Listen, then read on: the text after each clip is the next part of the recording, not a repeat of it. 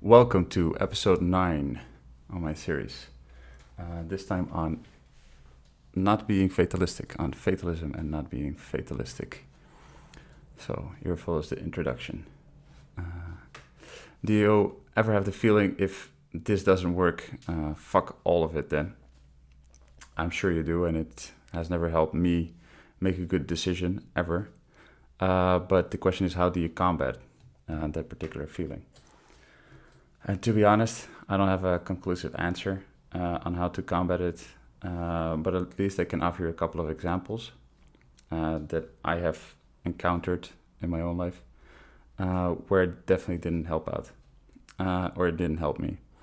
And by recognizing these examples, perhaps quite literally, as your own, or with some imagination, see how they have occurred in your own life and are still weighing you down at the moment, you can see whether you can do something about that. Of course, you can also use it as entertainment. At the end of the day, I don't know what you're going to do with this information. As long as you like this video and subscribe to the channel, then we're all good. But before I dive into examples of fatalism, I think it's good to have a sense of what fatalism is and what it is not. First, what it is not. It doesn't really have anything to do with Mortal Kombat's fatality, where you finish off your opponent with an epic last move, and it's also not the feeling of fuck it when you've lost your patience with a job or a relationship and you decide to end things. I mean, it can be, but it's not necessarily so. So what is it then? Fatalism pertains to fate and destiny, of course, as the name suggests, and the belief that you cannot change the way events will happen, and especially bad events. Belief that the bad events cannot be avoided. But the way that I use it in this context, it also means specifically that when a part of something is not going right, you give up on the whole thing altogether. So an example. So I do it sort of chronologically. I start with an example that I have from my youth. When I was about 12 or 13, I did track and field, and I was mostly focused on cross-countryside running. This is when you run through the dunes or the forest or some sort of environment, basically anything that is an asphalt road. And I started track and field when I was about 7 years old. It was an important part of my life, and in a way of my family's life as well.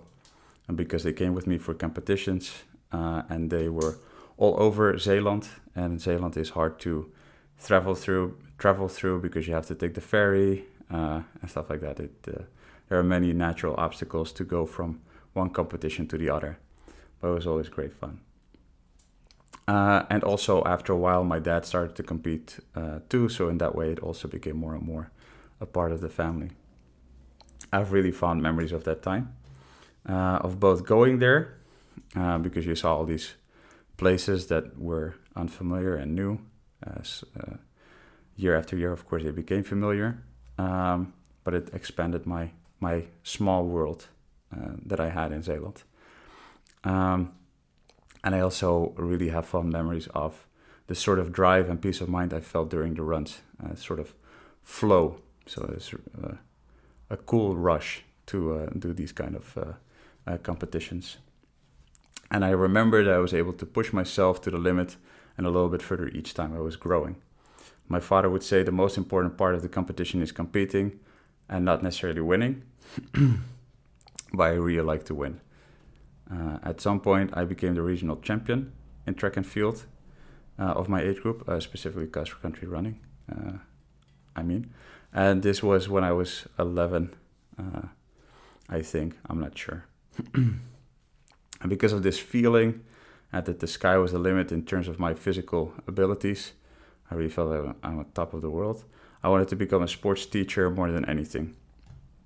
And shortly after I became the regional champion, my father and I were invited by one of the sponsors of the track and field club I was a part of, who also happened to be the mother of one of the other competitors. And her son was in the same league as I was. She told my dad and I that a mistake was made in the division of the competitors and that I had been placed in an age group too low and that hence I wasn't regional champion anymore. Okay. Of course, her son was the new champion, but I still felt I earned that title. Of course, I was 11. I was like, what the fuck is this nonsense? Injustice. But that's not important for this particular thing. Or maybe it contributed, I don't know. Either way, a year later I developed Osgood-Schlatter, an inflammation, and I had to look this up, of the so-called patellar ligament at the TBL tuberosity. Anyway, it's a bump just below the knee, my right knee, and it hurts during physical activity. Back then, not now anymore, thank God. Well, I was fucked, so to say, because I couldn't run anymore. I couldn't compete anyway. I could run short distances, but after less than a kilometer, it would already start hurting. I had to cycle to school, and also on during the trips to school, it would start to hurt as well. Initially, I tried to continue to do track and field, but it didn't work out. It hurt too much. As a consequence, I quit track and field, and I didn't join any other sports. I felt my body had turned its back on me, and I lost trust in my physical abilities. I could have tried to have a stab at other disciplines within track and field, but yeah, granted, I was young, and such a setback is demotivating enough for sports people, let alone a kid.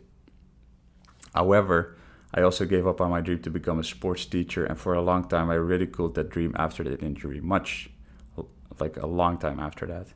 I thought to myself, how can I, with a defective body, teach other people to use theirs?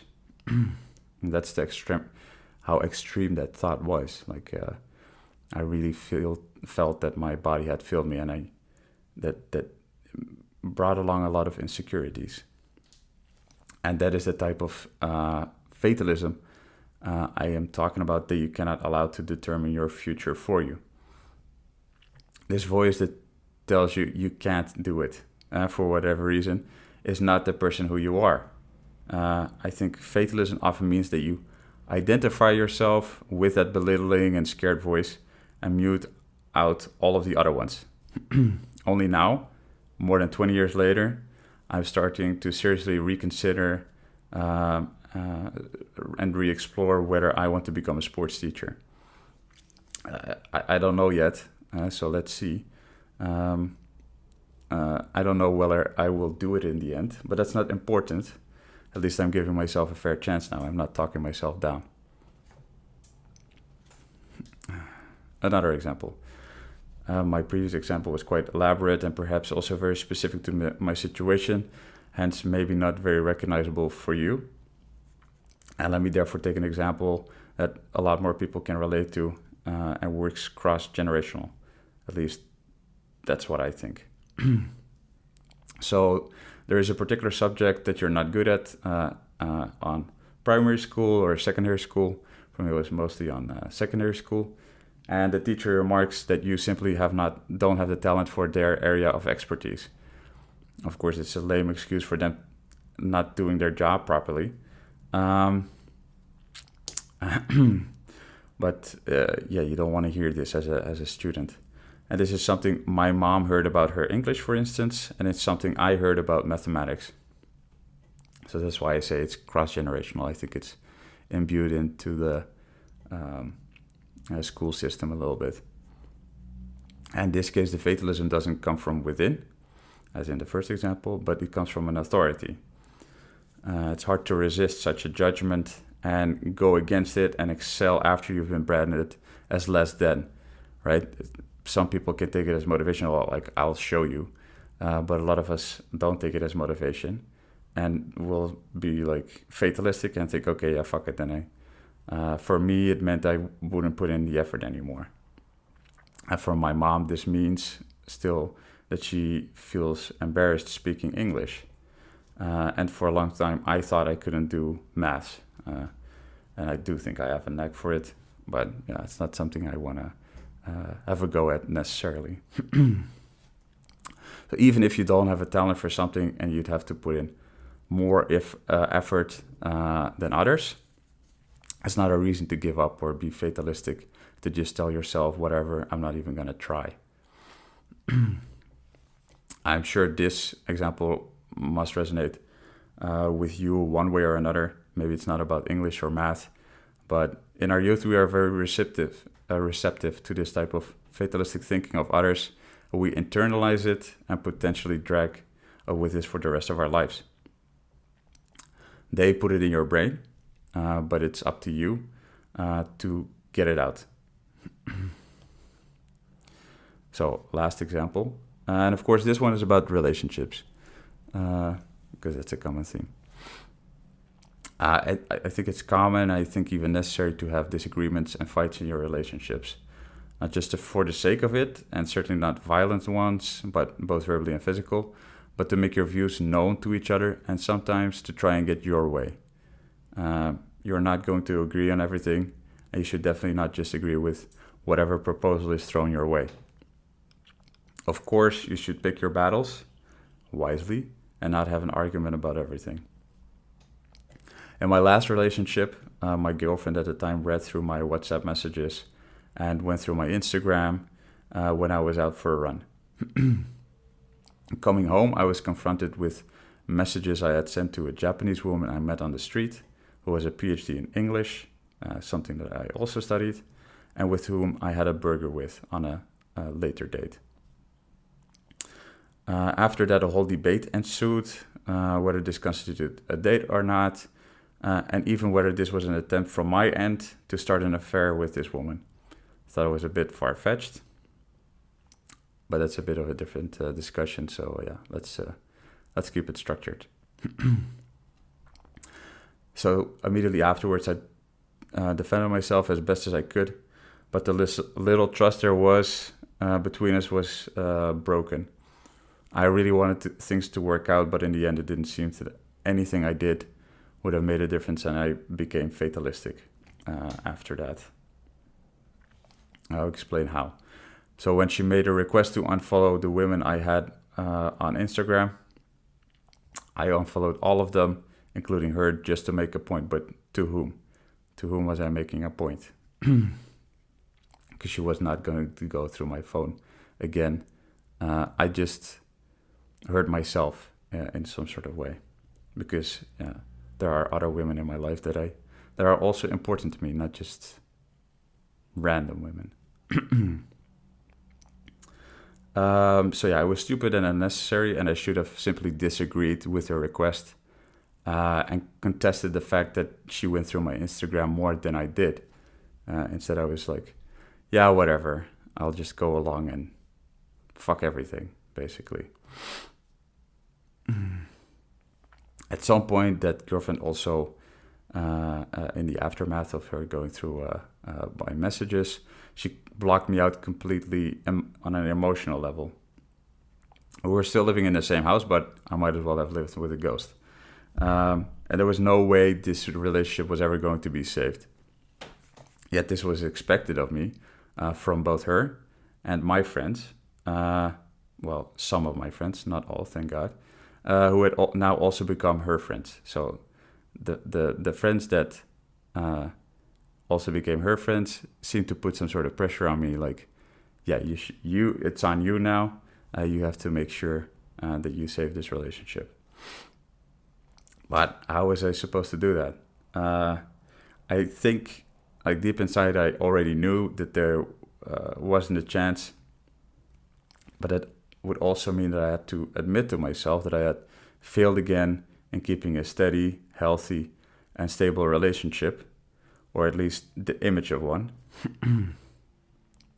Because our relationship was none of those things. So it was more about the image at the time, and not really about the real package. It was just a wrapping, trying to cover the broken toy inside with a nice wrapping. But yeah, why would you do that? It's a futile attempt. But still, I did it. I tried. And in an attempt to get some sort of emotional response from her, or anything that showed that she was at least invested a little in trying to save the relationship. I tried to find out what it was she expected from me, and it became once again clear that I had to just figure it out by myself. I got frustrated, and I kicked the couch, in an act of desperation, I guess, but also in an act of fatalism. Like, oh yeah, if I can't fix this, then fuck it. And so yeah, I broke my toe because the couch was stronger than I expected in that moment of frustration and rage. And so it's a form of fatalism where you're thinking, all right, I'm just gonna, there's no point in me even trying. And in a way to show my frustration, I'm gonna kick the couch and hurt myself, which is really stupid. You shouldn't do that. They'll break your toe. My big toe is all right. Again, thanks for your concern. And in light of the previous relationship, I was confused. And the previous relationship was with my aggressive ex. Here I was with someone who didn't want to show any emotion, whereas before I had been with someone who was all too eager to show her emotions in a physical way and a verbal way, in an aggressive way. Let's use that as an umbrella term. Both are pretty terrible, I can tell you. But how do you deal with it? For me, and I think this is you can apply quite universally, the answer is to distance yourself and give yourself some breathing and thinking space. Of course, that can be difficult and sometimes seemingly impossible, but you owe it to yourself to grant yourself that distance. And the way I did it in the last example I gave, and please don't take this as a blueprint, was to trip on mushrooms all by myself. I will give you a little bit more context because that's a very short snippet of what it actually was, the whole experience. So I cleaned the entire house when my girlfriend was away for about 5 days. And I prepared everything in such a way that she would have a warm welcome when she would come home, so to say. So I bought a special orange wine. She really liked wine. Put it in the fridge. I bought fresh flowers on the table because she likes flowers. I like flowers too. So I bought some lilies. I like the smell. And during the trip, I binged The Dark Crystal, but I also folded the laundry and took time to contemplate the situation I was in. So here's a bit of a sidetrack tip for you. If you want to think while you're busy with a simple task, because that allows your brain to think more freely, I think, I would recommend folding the laundry. That has a very meditative quality to it, for me at least. So I always look forward to it. Call me crazy, but I do.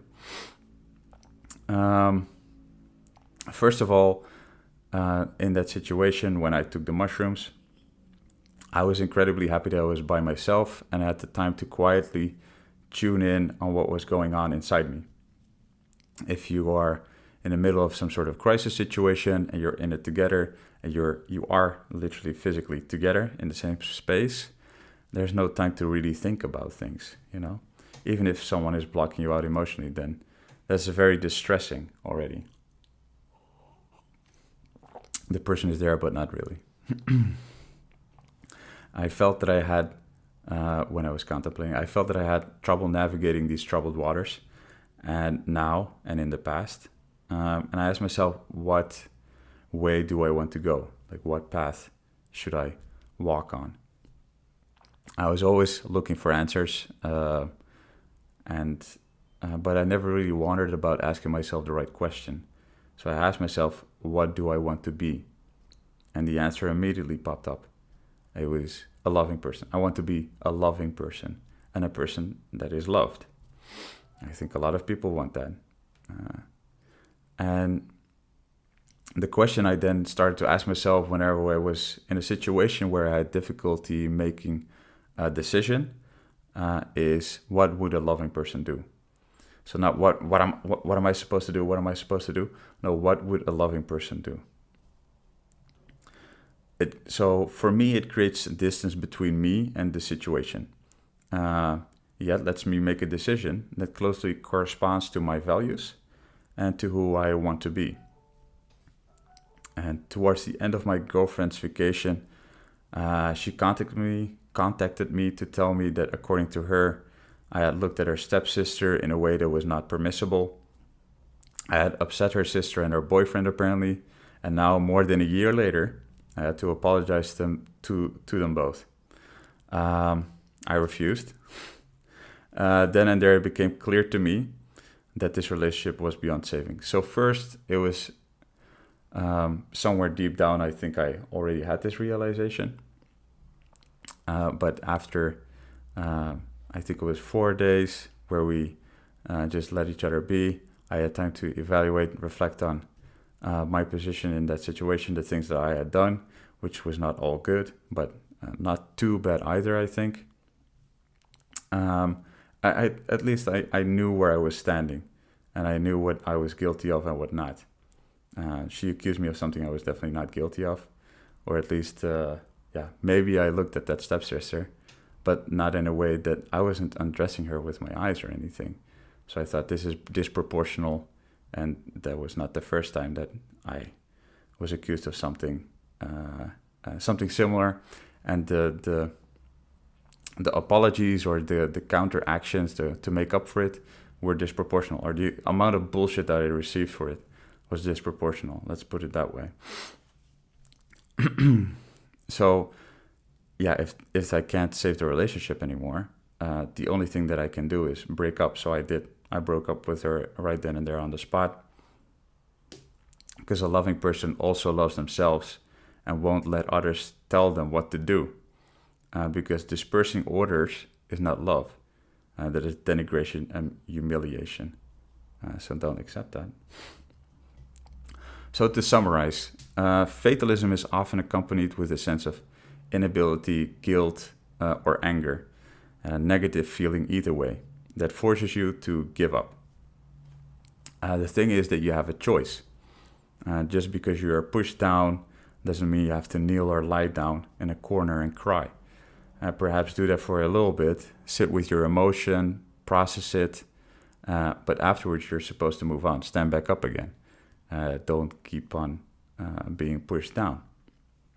And don't let fatalism inform your decisions, because the decisions you make whenever you feel fatalism come up are bound to be important and have an impact on a good portion of your life and your happiness. Ask yourself what questions you should ask yourself. That's deep, but don't just look for answers. Answers are a response to a question. Look for the questions first. Ask yourself what questions you should ask yourself, and keep repeating and fine-tuning those until you find the answers that feel good for you. All right. So that's to summarize. Thanks again for watching. Please write in the comments at what point in your life you felt fatalistic, or how you were able to overcome fatalism. If you feel inspired, tell me how these particular nuggets of truth, I hope you experience them as such, or examples inform you in the things that you have struggled with or are struggling with in your life. Write them in the comments, or write anything in the comments. Like this video, and don't forget to subscribe to the channel for future episodes. Thank you very much.